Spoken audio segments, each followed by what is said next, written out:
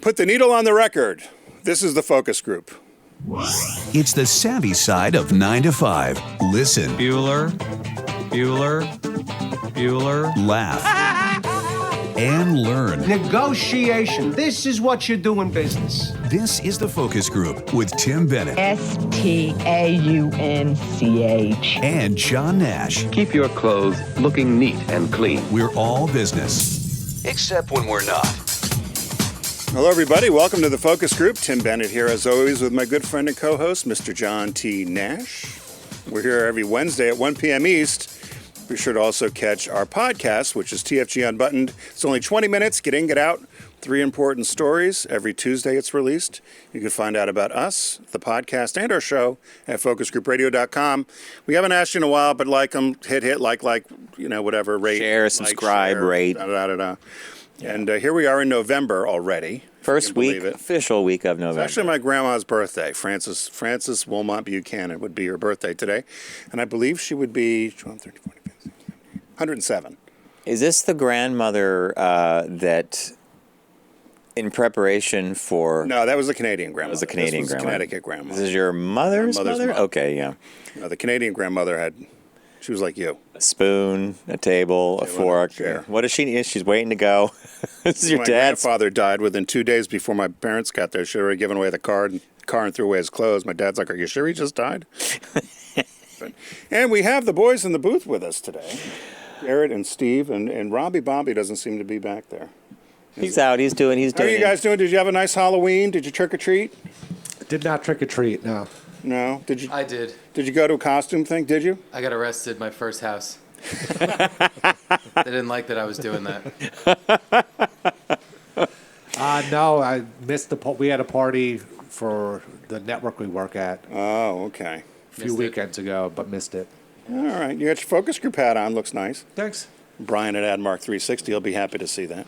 I don't wear my focus group hat. Do you wear yours? I have it. I wear it at home. I wear it upstate when I cut the grass. Yeah. I need to wear mine more. Do you have one, Steve? I do not have a hat. You don't have a hat? Don't have a hat. I'll take care of that next time we're in studio. Or socks. I heard there were socks. Whoa. Okay. No socks? Okay, we'll get it for you. Oh, my gosh, we'll have to make a presentation. No, that's the AdMark hat. We want All right, so we need socks. We need socks and hats. Let me jot that down. Steve, well, probably Garrett needs new socks at this point as well. I think there's only purple now. Are you okay with purple? I got a purple pair. I have a purple pair. Are you okay with purple, Steve? And it might not be your shtick. I have a hat now.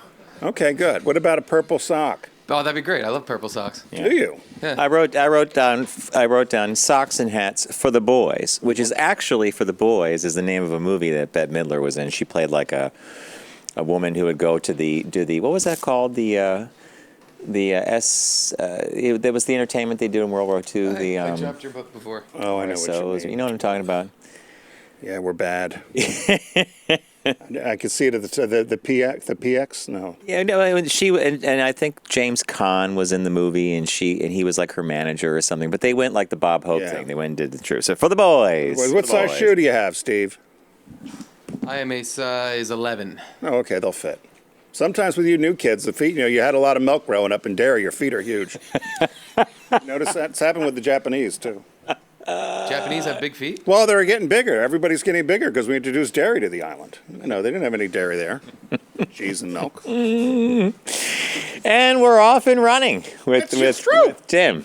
The new generation of Japanese kids, they're much bigger than they were in the past, as are our kids. So something to think about or something to talk about. I've been avoiding TV as much as humanly possible. I mean, I read the paper, I'm following what's going on in Washington, but I'm finding a nostalgia streak, and I do what you do now. Like, I've gone to Buzzr TV, watched some of the old game shows we watch. You just told me a hilarious story about the Munsters.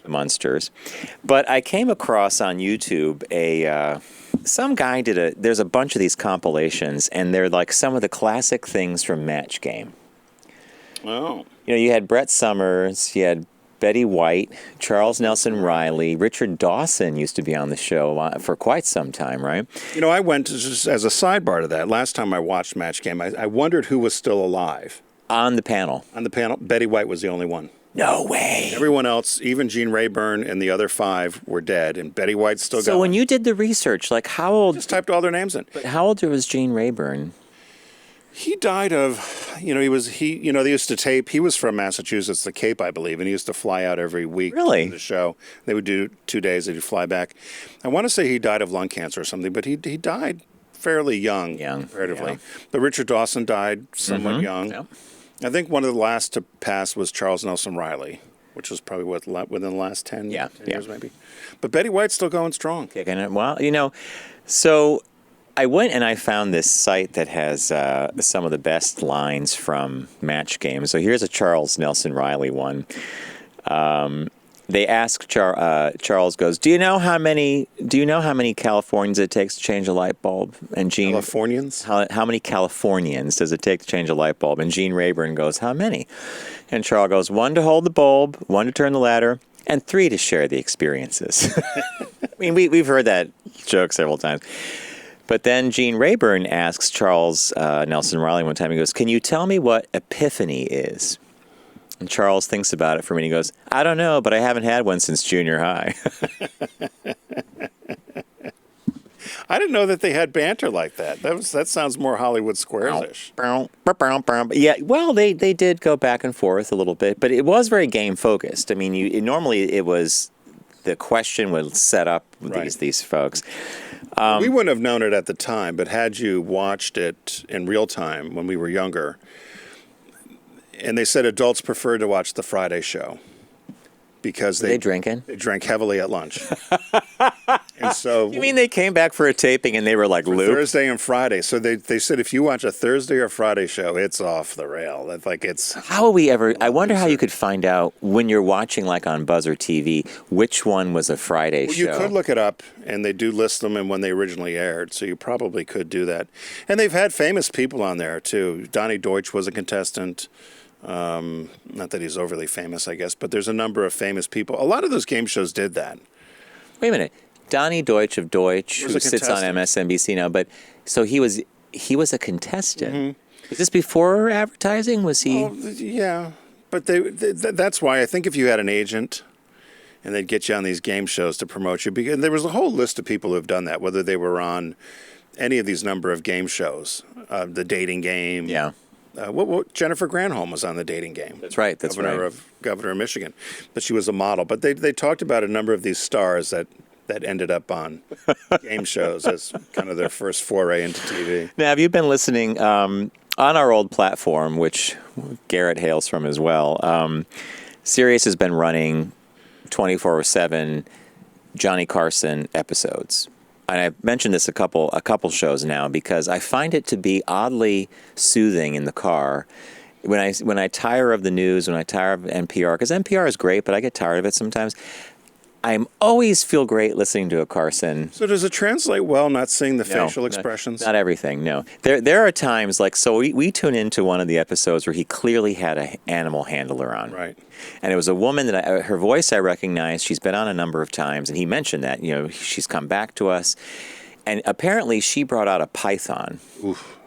And she made Johnny, feel the snake and everything. And there's this whole section of audio that's merely people laughing and ooh or something from the audience, but you have no idea what's going on. So there rarely are there mismatches where minus the video you have no idea, but you could guess that. And then finally he says, "I don't think it should be wrapping around my waist like this. Is it gonna kill me?" She goes, "No, it normally doesn't do that, but it must be." And she goes, "But it must be warm down there."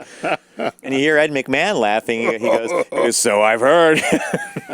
They never go. They approach the line, but then, and then even Johnny, one of the monologues, he says, we get dinged all the time for not being edgy. And this show was from 1986.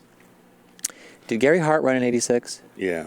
So he said, we get dinged a lot for not being edgy. He said, but our listeners, he goes, our audience loves us, and you all know that we're not edgy here. He goes, we're a little fuddy-duddy. He goes, but it was a funny little reflection that he, part of his monologue, that it was like, that's why we tune into Johnny Carson. You tuned in to finish your day and go to bed. You didn't need to have... You feel good. It's just like when you tune into morning...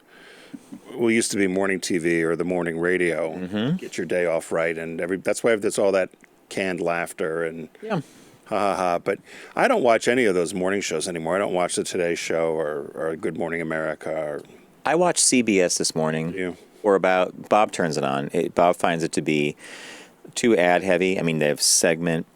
When there's 3 minutes of news, and then it's, should I use Tide or Yeah, exactly. Arm & Hammer? Yeah, I mean, it's kind of crazy stuff. But anyway, and I think that's why people tune into the focus group. we'd hope so. We're not. We're edgy sometimes, but frankly, we're Do you believe we're doing this 12 years in March? 12 years. And that's what brought me. This is what brought it up because think of I Love Carson. Lucy didn't run 12 years. No. Well, not that I love Lucy No. part, but how about Here's Lucy? How many It years? didn't run that long. No. She had it down to a science. She knew you only needed to have a certain amount of episodes that you could go then into syndication, and that's where she'd stop. Smart businesswoman. Oh, she was a bet. Well, both of them are great, by the way. So what caught your eye this week? What caught your eye? Here's what Tim and John found. This was an unusual one, and I'm gonna play this out the way I consumed the story, and I'm sure you're gonna have the exact same questions I did. The headline reads: Arkansas woman texted father's number every day after he died. She got a response 4 years later, So her father died. and she would text his I phone, love you, Daddy, or whatever she was doing.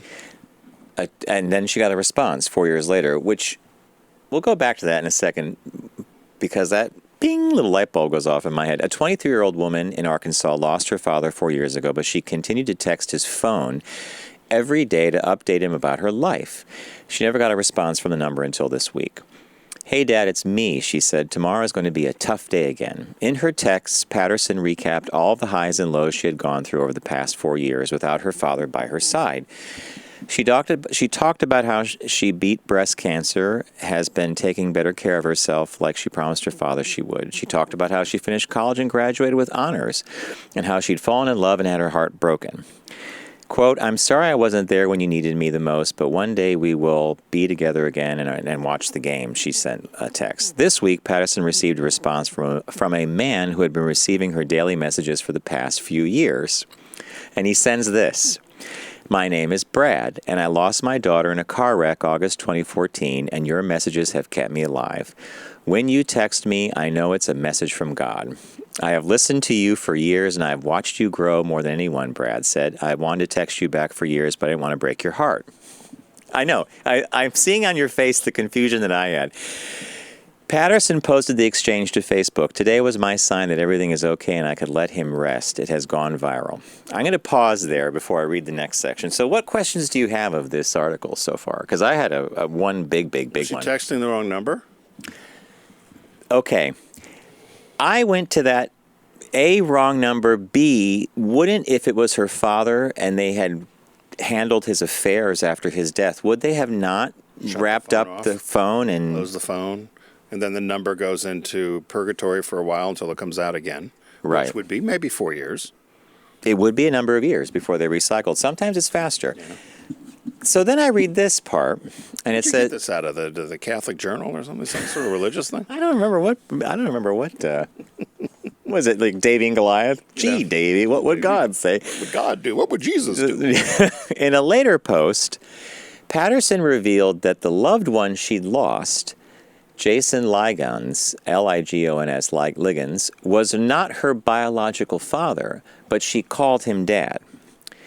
Jason was not my biological father, but blood could not make him any closer, she said. He never missed a school dance, prom, my games, and yes, he would give me long talks about my bad mouth sometimes and attitude. I had to introduce my boyfriends to him if I was allowed to date, and he would act like a normal dad and give us the long talk. Was he a stepfather? Just a friend of the family that she considered to be her dad. He acted like one. He was there for most of her life. So apparently when this guy, this Jason Liggins, passed away, his phone number must have gone into the roulette wheel, and then someone randomly gets that new phone number. She's texting it. No response until finally this guy's like, I've been getting your text for years, and he happened to have lost his daughter to a tragic accident. And so isn't that, I don't know. It's fishy. Well, I don't know if I think something's fishy, but I think it's... You believe the story?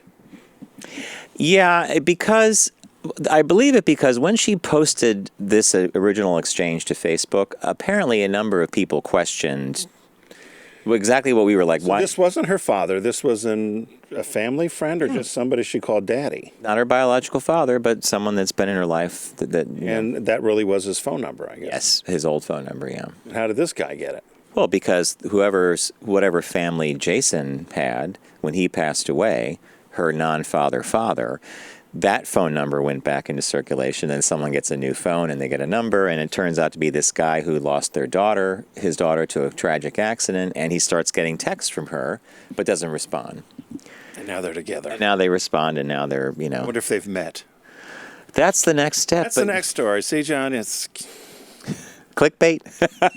Reader's Digest. You think I'm? Oh yeah. Did you fall for it? Oh yeah. Oh, yeah. Oh yeah. Tim. That's interesting. What'd you get? Mine is very simple. The headline is Vinyl is poised to outsell CDs for the first time since 1986. Now, I was trying to figure out what the most popular albums were, and then, I typed in, I do the Google search. But look at the name of the album on the top right there if you're watching on video. This was a real album. It's one of the all-time worst album covers, the Dick Handler Quartet. I should have been crucified. Here's the best part about that album cover. Yeah, thank you, Garrett. What? Garrett holds There's up only three of them. I know, there's only three of them, but look Dick- at the kid looks like the mother. His eyes going, one's east, one's west.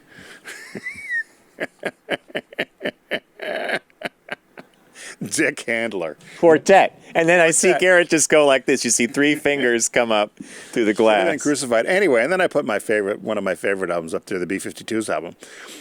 But they said that sales of vinyl records have enjoyed constant growth over recent years. At the same time, CD sales have nosedived.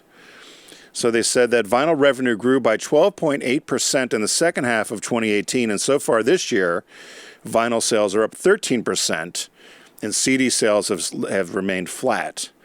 They said despite vinyl's growth, however, streaming still dominates the music industry. How much revenue do you think vinyl albums represent to the industry overall in a percentage number? Percentage? Yeah. I'm going to go with like 9%. 9%. You guys have a guess in there? This is just album sales? Just album sales Yeah, as a vinyl. percentage of overall music sales. Does this include streaming? Nope. Okay. Just vinyl, hard I would say record. 30%. Ooh, that's high. I'm going to Steve? go with 29%. 4%. Oh, Price is Right. John goes to the stage. So 4%. streaming accounts for 62% of all the revenue. That I asked, did streaming count? And you said no.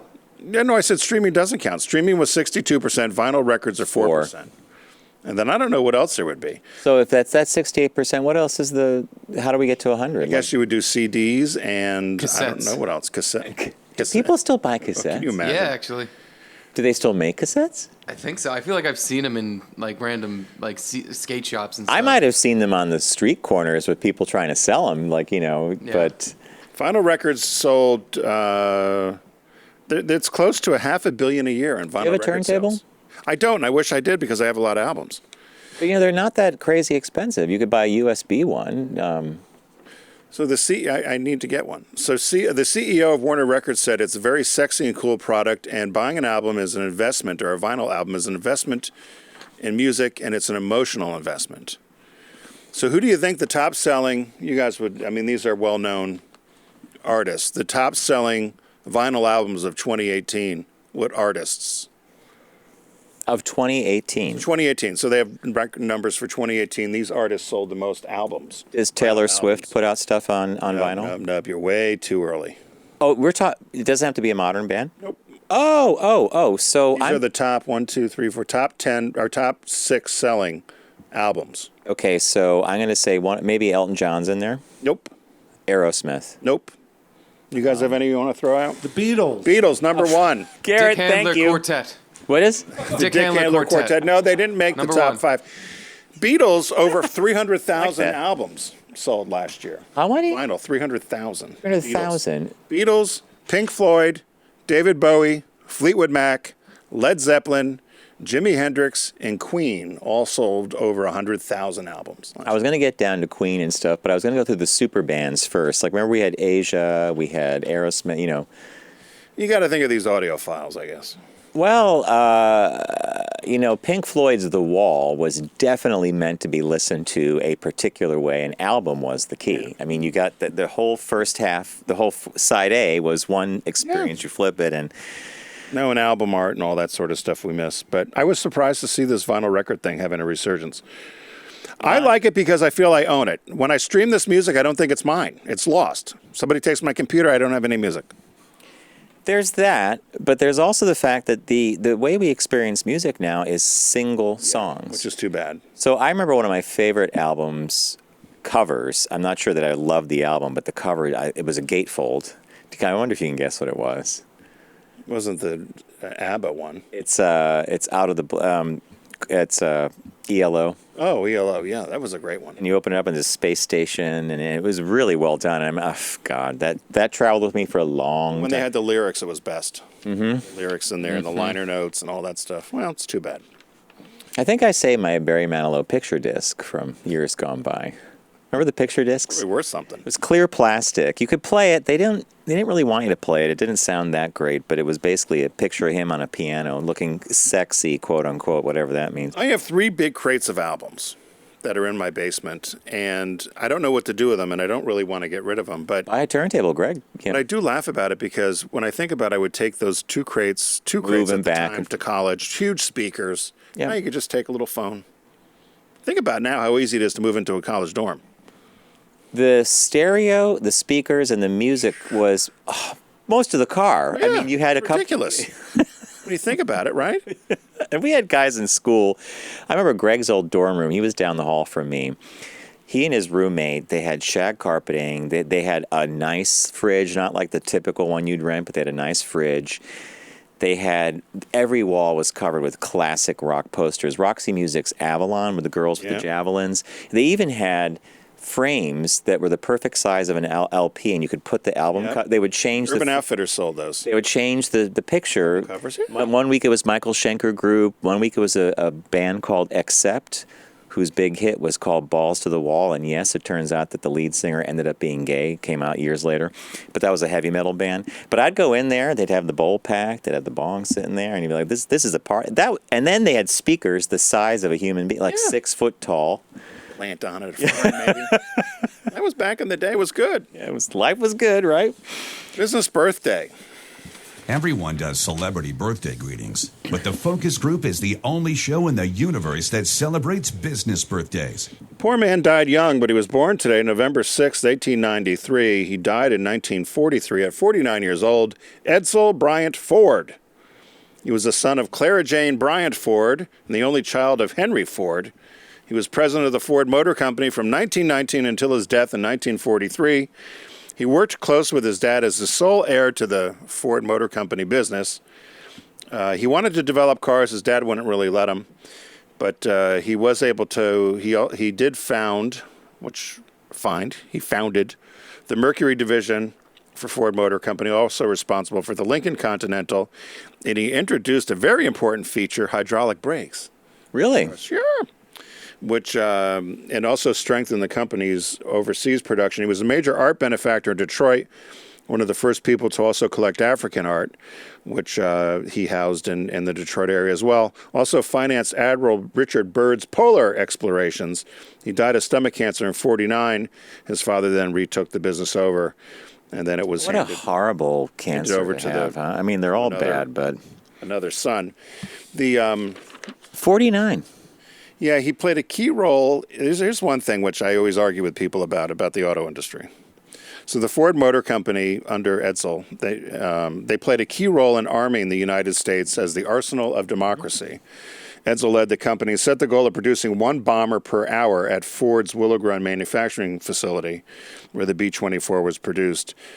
And 1 bomber per hour. And when everyone talks about the auto industry and let them go bankrupt and all that sort of thing, the manufacturing base or having a manufacturing capacity or capability like our automobile manufacturers have really did help us in both world wars because they were switched over to making either tanks or jeeps or planes or whatever you were making for the war effort. So when everyone's like, oh, let them go. Well, No. Yeah. No. Having that line capacity. Yes. Yeah. yeah. And then in September 57, Ford, in honor of him, unveiled a new division of cars called the Edsel. Of course, we know that was a huge flop. The cars sold moderately well the first year, but then they discontinued in 1960. And I put a picture up there because Subaru famously, nobody understands that history does repeat itself. If you don't pay attention, there's the beautiful B9 Tribeca that Subaru came out with, nicknamed the Flying Vagina by some of the trades when it launched. And you, An uglier car was built. and you know what the real name of the car was before you even got it to Tribeca. What was it? The B9 Clavius? The Clavius. Yeah. It was going to be called the Clavius or the Tide Mark or the Halifax, and ended up with the benign. By the way, that car looks Japanese completely one they different called now. The B9. Well, it doesn't exist anymore. I mean, didn't it morph into? Well, they changed the front. Saab was going to do a version of it, and they changed the front of it finally. But, they showed that in Florida the first time. And it was on a turntable. 3,000 dealers are there. It spins around. They have the rear end, and it spins around to the front. And you're, Why? silence. They It hated was it. so ugly. Do you think that's ugly? Do you guys think that's an ugly car? Looks like every other car to me. Yeah. See, Garrett. I I guess maybe it wasn't as polarizing now as it was not in now, it was but 06. then, yeah, 06. 506. Yeah. Anyway, that was it. Harkened back to that is what people often said. So that was Happy birthday. happy birthday, Edsel. Sad 49. I mean, that's not a he had many more years in him certainly if he hadn't had that disease, but Well, yeah, it happens. it happens, yeah. If you're friends of ours on the show here, you know that our partner is Deep Discount, and they've been with us for quite a while now. We appreciate their support of us here on the Focus Group. Be sure to head over to focusgroupradio.com.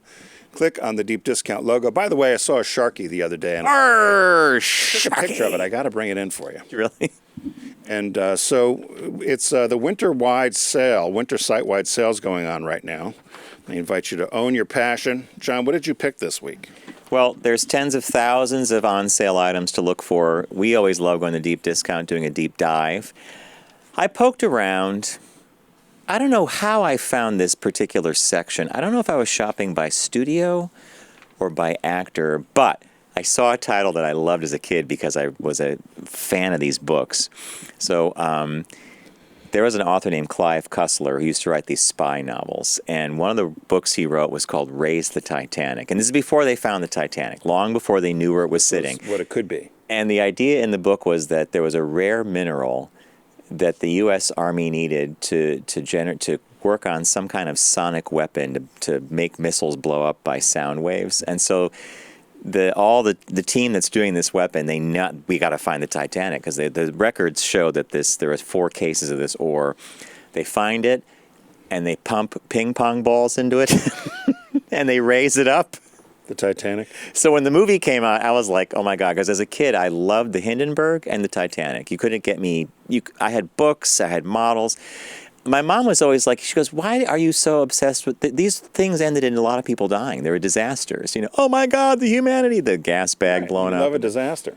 But so Jason Robards is in the movie, a lot of good actors.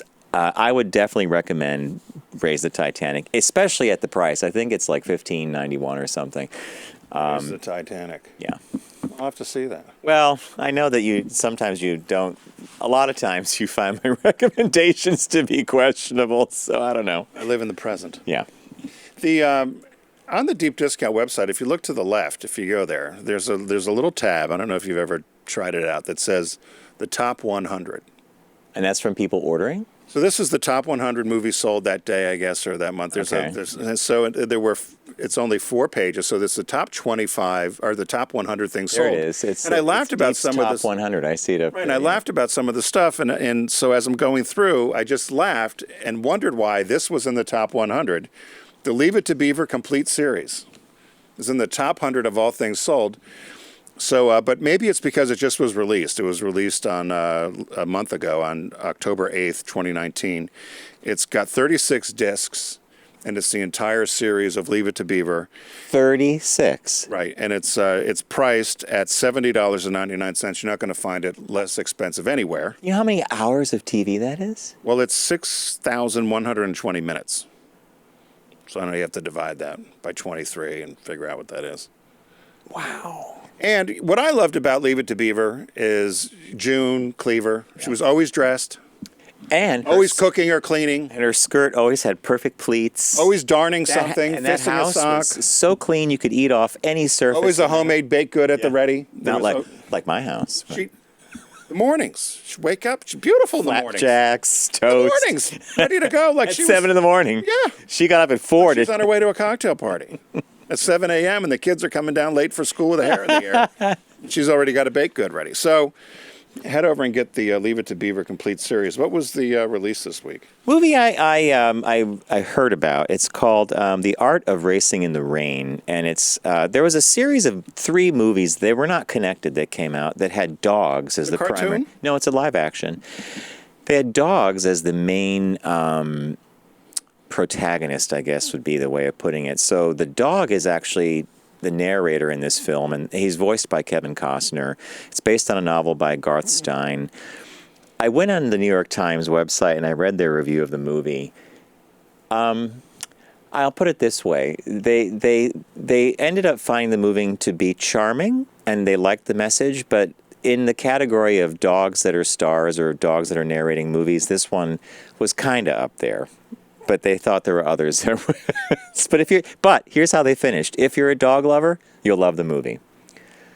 So I'm not a dog lover. I kind of like cats better. Yeah. So if it was a cat sitting in the car, I like cartoon animals talking. I'm not sure about real animals talking. I like cartoon animals. You do. Right? Oh, they're a cartoon, right?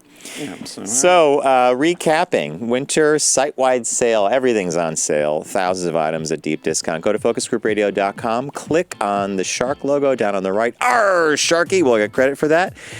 And we introduced you to 2 things you might be interested in. I suggested Raise the Titanic, the scene where they raise it up after pumping ping pong balls, I believe, into it. Good special effect, although you know how miniature ships always look miniature? Yeah. And the water always looks like water. And then Tim recommended the Leave It to Beaver complete series. 6,000 minutes. 6,000. Draw the line. Yes. And the release this week is The Art of Racing in the Rain on Blu-ray. What do we say, Garrett? Thanks, Deep Discount. We are going to come right back after a really quick break, and we're going to have some shop talk for you, so stay with us. You're listening to The Focus Group with Tim and John. Learn more at focusgroupradio.com.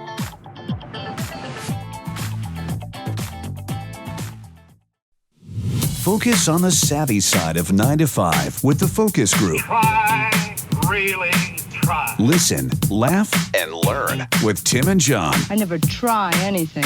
I just do it. Hey, welcome back to the Focus Group. It's 45 past the hour. Remember that's what we used to say? That's serious. We had a real clock.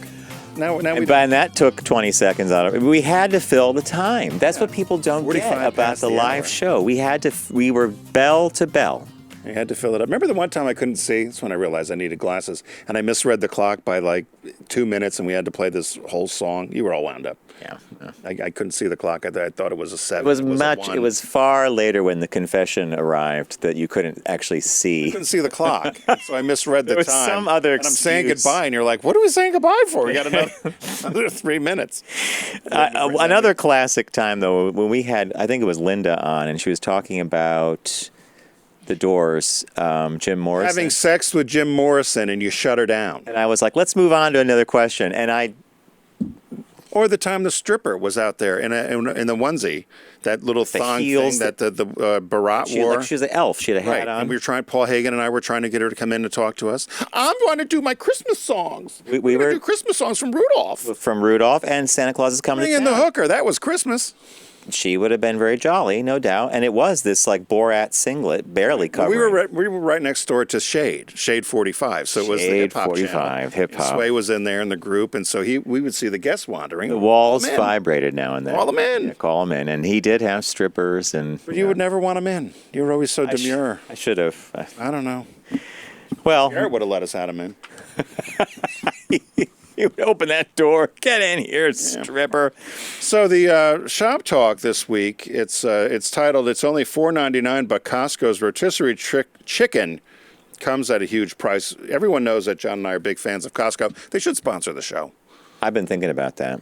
But they're out. I don't know. I think they're like Verizon. They won't do it.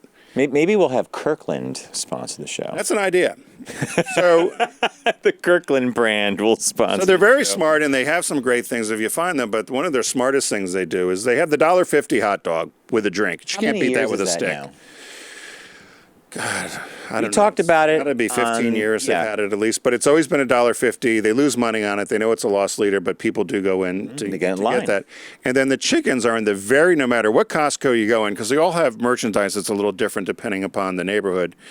But if you have to go all the way back through the warehouse and the chickens are at the very end, with the hope that you're going to stop and pick up a ream of toilet paper or which people do, 15 gallons of coffee. Or if they have liquor in the store you go by, I could, The chickens are $4.99. I noticed a lot of the grocery stores have changed the price to $5.99, $6.99, which I won't spend that much money for. But these chickens, I didn't realize, are actually a lot bigger than the ones you'd get at a grocery. They're 6 pounds, whereas some of the ones you'd get at like a giant, or even 1.5, 2 pound chickens. But they're maniacal about keeping the weight because of the way they made. The roasters, they want them 6 pounds, and they want to keep the price at $4.99. Now, I am not a fan of these chickens. I've never bought a rotisserie Costco. I love rotisserie chickens. I haven't bought it. I don't think I can make it at home for $4.99 or $6.99. But I think they're fatty, and I think that they're not cooked enough. So if I do get one, I bring it home and I cook it. I put it in the oven and cook it a little more. Defeats the whole purpose. I mean, Why? you're supposed to bring it home and eat it. You're not supposed to. I know, but I don't think they're cooked enough. That's just my opinion of it. But and you're being safe. You don't want any. No, people do like them, but I give them for the dogs. So, but the article is about the fact that Costco is dying. They are working diligently to keep the price at $4.99, and the only way they can do that is by basically owning the production of the chickens themselves, because the poultry market is tied up by Tyson, Purdue. They had a bunch of companies. Here it is: Tyson, Pilgrim's Pride, Sanderson Farms, Purdue, and Koch Foods. Together, those comprise 60% of America's $65 billion poultry market. People love chicken. $65 billion in chickens, right? Costco sold 91 million chickens last year. Think about that. 91 million chickens. Jeez. They have their own Facebook page. So all of this, the movement they're doing, they're going to open a facility in Nebraska, which some people are happy about because the facility is going to offer up to 1,000 jobs, I think, locally. Yep. And but other people are not so happy because they see it as destructive farming. What's going to hurt the environment? I didn't realize that the chicken waste or feces contains a great deal of ammonia in it. It's ammonia. You know what? Somebody once told me. You know what that smells like? It was a chicken farmer. He goes, you know what that smells like? He goes, money. He's raising chickens, selling chickens. What's that horrible smell? Money. Smell of money. But yeah, the ammonia, and it also hurts the water contamination from the runoff. But that's all farming, isn't it? With animals, whether it's beef or it really depends. It's so we have upstate. We're next to a actually really beautiful organic grass-fed. Is that grass-fed cattle farm? I don't like grass-fed beef. You don't? Nope. It's different. Why don't you like it? Because they're eating acid rain. Well, I think we all are at this point. I mean, I can't imagine I don't like grass-fed beef. It don't taste good. Well, but you like it? I do. I wish I knew sometimes when I buy like a fillet. I don't always know that it's grass-fed or not.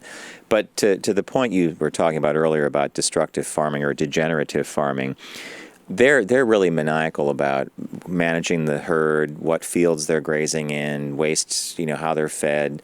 I'm not sure in some of these big facilities where they're processing thousands of head of cattle or millions of chickens that they, I think they're doing, what is it, 2 million chickens a week? I think 2 million chickens. I think it's what they said.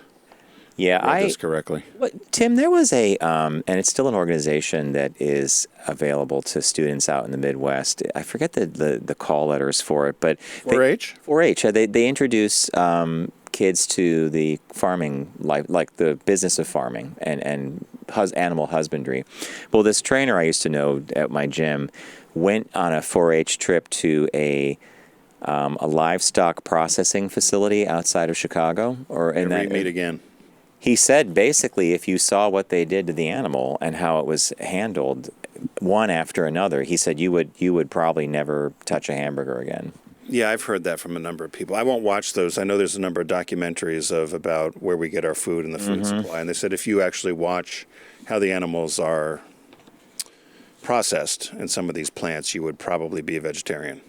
Oh yeah, he talked about something called the degloving machine. And he said, all you need to know is they have something called a deglover for the cattle. And I'm like, what's that? It's a special machine that in one motion can insert some kind of a rod, and it basically takes the skin off the entire. I mean, think about it. The cow is dead by that point. But he said to watch it, he said the whole class, he said we had one girl faint.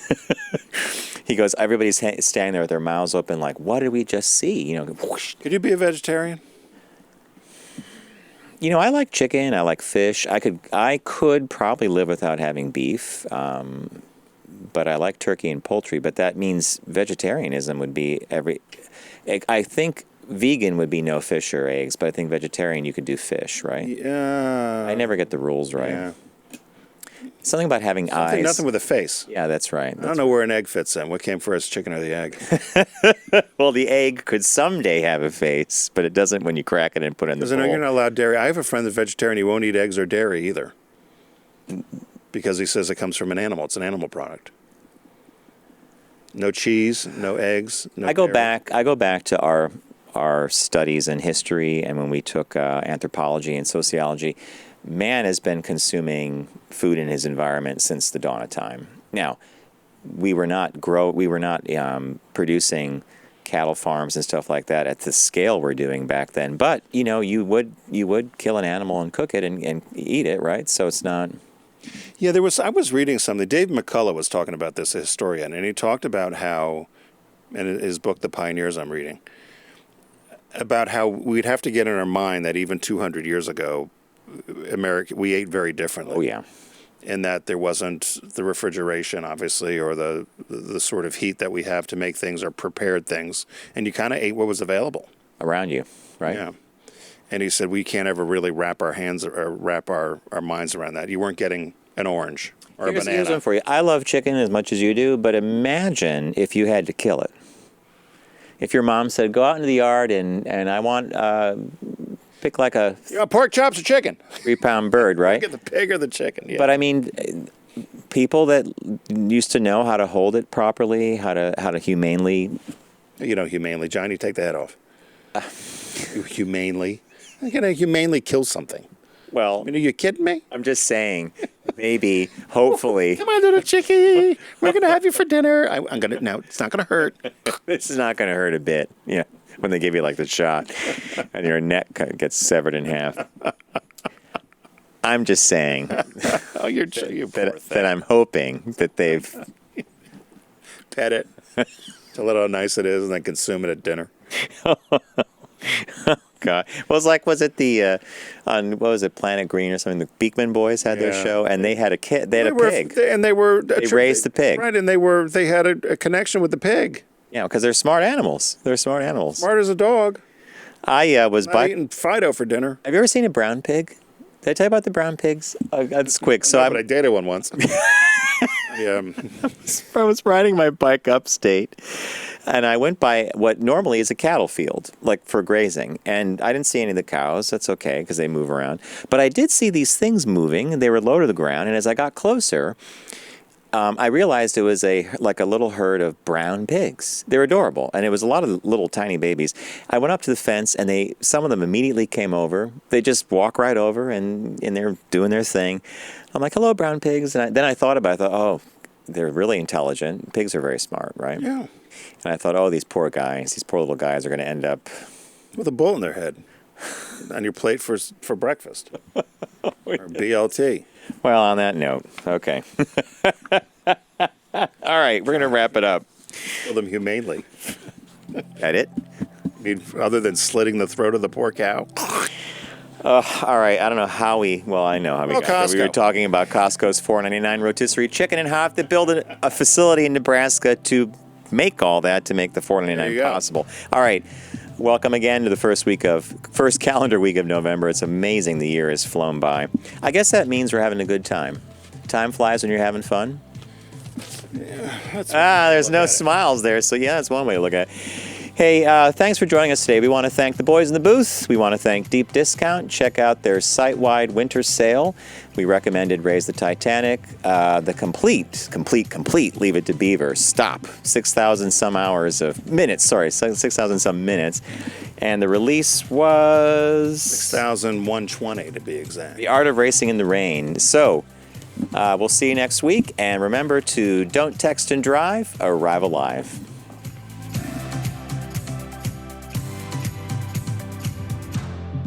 It's The Focus Group with Tim Bennett and John Nash. Accessible on all platforms. Subscribe, like, and rate us on your platform of choice. Learn more at focusgroupradio.com. That was a stunning focus group.